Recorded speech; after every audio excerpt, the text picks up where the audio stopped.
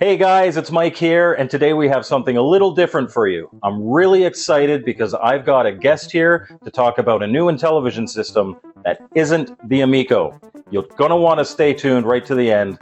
So let's get right to it with Mike's Gaming Gala.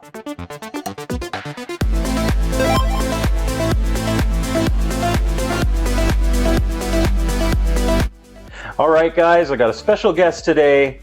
It's William Moeller of Elektronite, and he's come to talk to us a little bit about himself, but also about an exciting project. I can't wait to find out about it. So welcome to the show, Willie. Good to be here.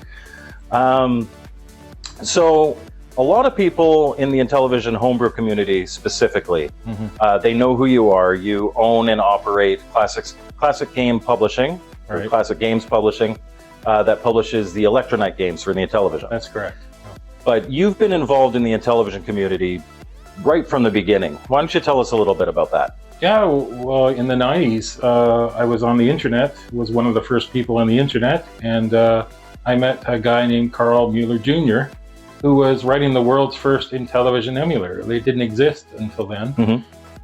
He had gotten a couple of ROMs off a couple of prototypes from EPROMs for Truckin' and Popeye from Sean Kelly. You know Okay, Sean Kelly? yeah, absolutely. But he'd hit a wall. He'd hit a brick wall. He needed the executive, and he needed the graphic ROM, and he needed other games so he could get it to work. And he didn't know how to do it. I didn't either. So I asked my friend Scott Nuds, and I said, "Hey, how do you do this?" And he goes, "Oh, it's trivial."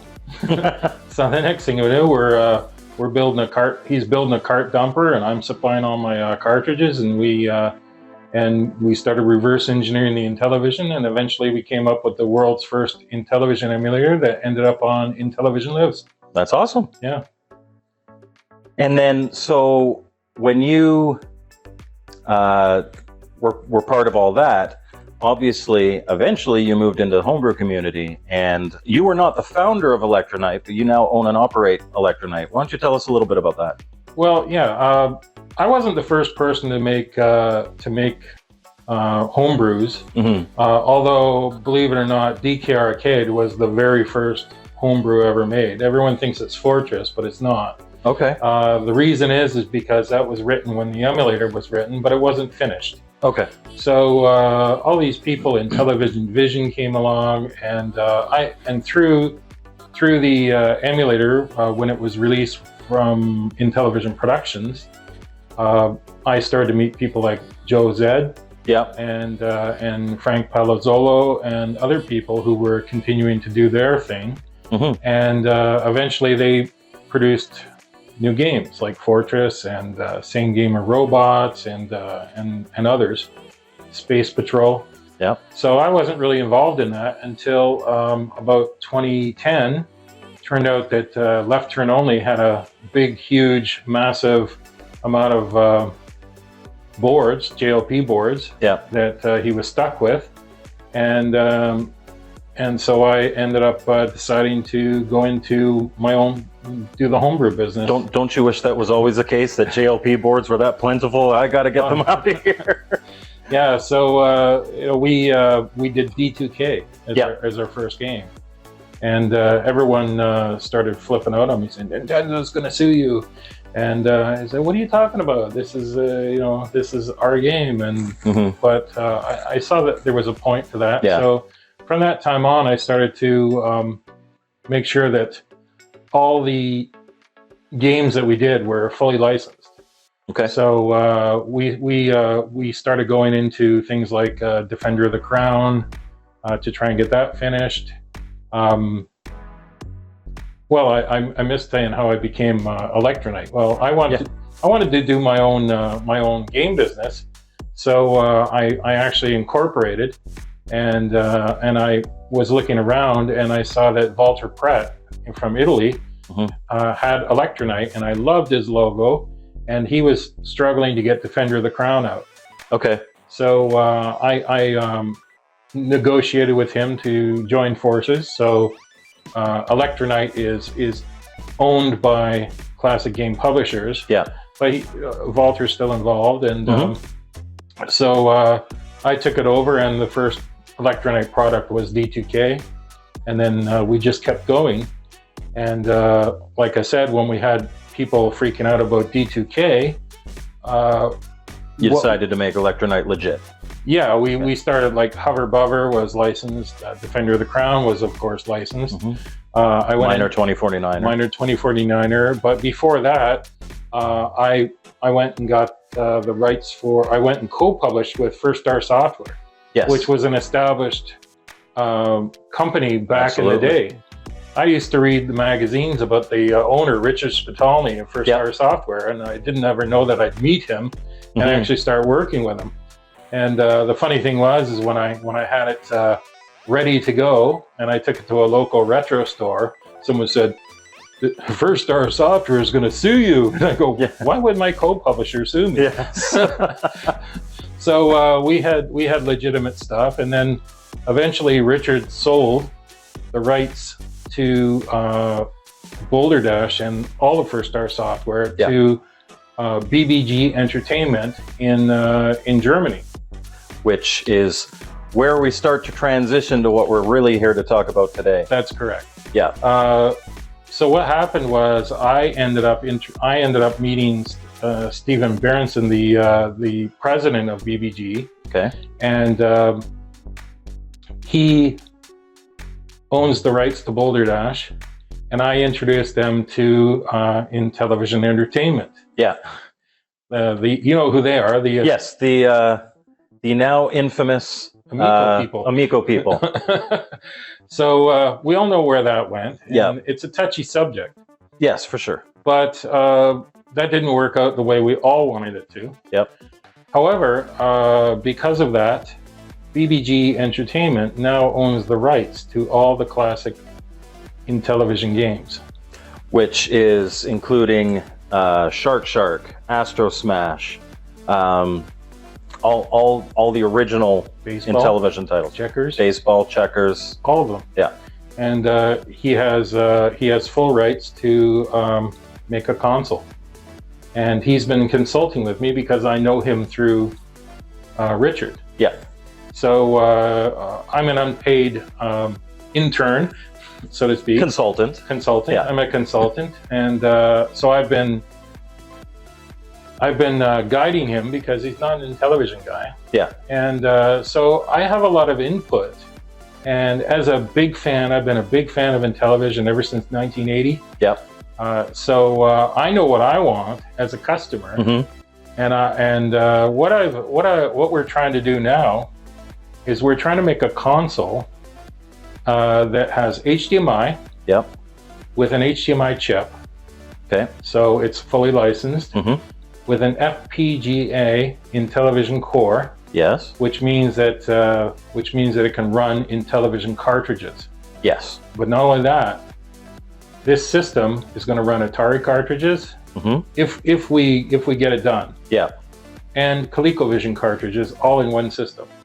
Which is amazing. I remember when the Amico was first announced, before I knew anything about it, I wanted an FPGA Intellivision system. Right. So the fact that now, years after that, this sounds like it's actually coming, makes me very, very, very happy gamer. So we've been running into troubles because it's very difficult to find an FPGA programmer. Absolutely. And there's many different FPGA chipsets. Yeah. So it's been a struggle. Yeah. But we are working towards it. But why stop there?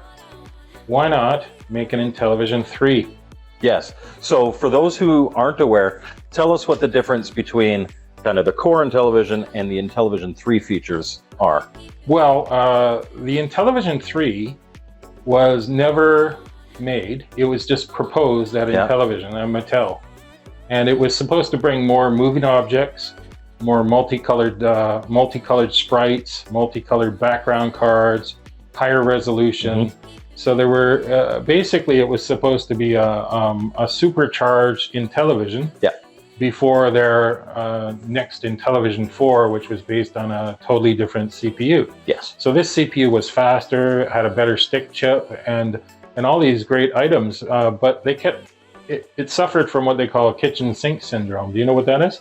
That's where you try to throw everything in except Yeah, so you may have seen pictures of the proposed Intellivision 3 in a brochure. Have you seen that? I think actually at some point you showed me that. Oh, okay. Has joysticks that are wireless joysticks, built-in IntelliVoice, all sorts of cool things. But of course, the infamous crash that I remember because I was there. Some people say it didn't happen. But it did happen, and that was canceled. And Mattel went out of business, and they sold it to INTV Corp, and never came out. So don't confuse it with the Intellivision System 3 or the Super Pro system. That's typically called the Intellivision 3. Yeah. So this is the enhanced version. Actually enhanced graphics and processing capability. So we finally have talked to a person who's going to do the FPGA. Okay. And I told him what I wanted to do with the Intellivision 3, and I showed him the Mattel spec, and he said, "This is nothing. It's just a specification. There's no technical aspect to it." And my friend Scott Nuds, he wrote Boulder Dash, and he did the cart dumper. He wrote out a huge Intellivision 3 spec, which I once ran by Keith Robinson at a Classic Gaming Expo, and he sat there and rolled his eyes as his assistant elbowed him. Yeah. So that went nowhere. But I didn't.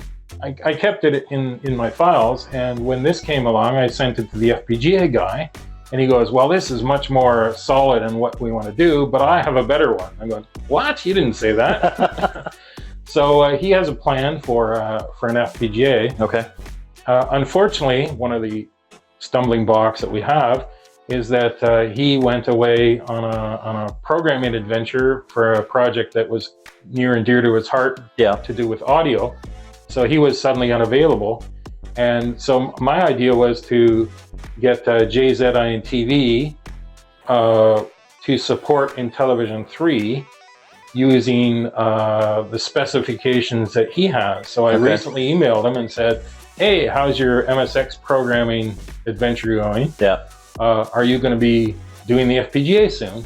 And he's come back and he's suggested that he would do a emulator that supports the Intellivision 3, and that would be like a flashback device and a developer's kit that can be given to the programming community to program for Intellivision 3. Now, one of the things that I really want to have is on the FPGA physical cartridge system. Of course, games like Tron Deadly Discs or Burger Time, BBG doesn't have the license to that. But imagine if you plug an Intellivision Burger Time card in and Intellivision 3 graphics come up. That an upgrade. And that can be, cool. Something you set in the menu. If you want to play the original, fine. Otherwise, play the... So also another aspect of it is that we can have, because he has the rights to the game, the system is probably going to have a certain amount of built-in games. And then it's going to have a certain amount of built-in Intellivision 3 games. And of course, you'll be able to play cartridges too. And then with JLP technology, we can surely get it to run Intellivision 3 games. So and then on the cheaper end, you have the emulator system that just has like the stock games in it or whatever. But has potentially the Intellivision 3 capabilities. So those games would also potentially have upgraded graphics. That's exactly it. And the first step is to get this product made and ready for sale. And but we've talked about he wants to get it in the stores, so we've talked about getting it. Talk to Mattel, perhaps. But that makes sense. But the idea would be that the cartridge console would be a premium product at a premium price. And it's much like the analog systems, which I have all of them. I have the cheapest version of the NES one, but even that cost me hundreds of dollars. Really, really high quality. There's a couple things I want to make sure that you guys talk about, though. SD slot, SD card slot, obviously, so we can play ROMs. Like if you buy your ROMs from Intellivision Collector, or you download free ROMs, or wherever, Right. that you can play just your ROMs. I think that's important. That's a must-have. And second, something to consider that saved the ColecoVision for me, because I hate those controllers. Right.